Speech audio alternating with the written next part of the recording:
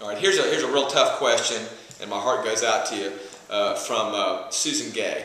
Susan is on the West End, and she asks, will Seascape Condos on West Beach ever be protected from the Gulf? Our beaches were to be restored, and now they are not.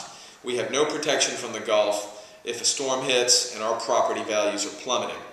We need help from somewhere for protection and beach restoration. Thank you for your time.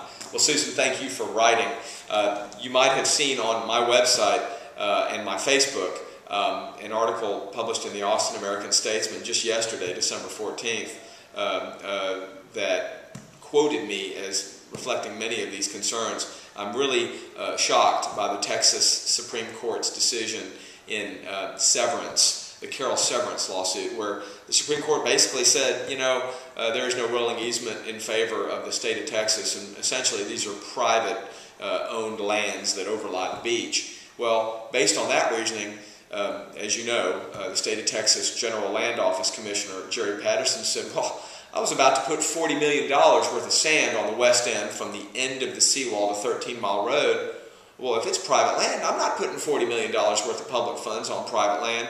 Well, I mean, we can't live with it that way. So what I want you to know, Susan, is yesterday the city of Galveston, along with the General Land Office and several other beach communities along the state coast, filed a motion requesting a rehearing in the Severance case before the Texas Supreme Court, in which we and several others advocate that the Supreme Court got it wrong, that they should recognize a rolling easement so that the public's right to access the Texas coast, despite landowners being able to live alongside it, is preserved.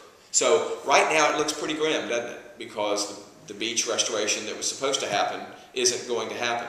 But the General Land Office Commissioner is not satisfied. Your mayor is not satisfied. The whole city council is behind me on this, and they hear you. So what I want to tell you is that we'll find out within 180 days. That's what the Supreme Court Rules of Procedure allow. They have to respond to our request for reconsideration within 180 days of yesterday. So I guess that's sometime in June 2011. Hopefully they won't take near that long, and we can get this law reversed.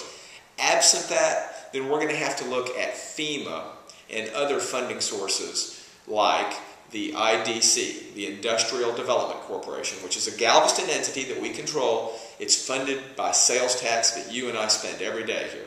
And I just want you to know, it provides that half a penny be cut up 4 ways.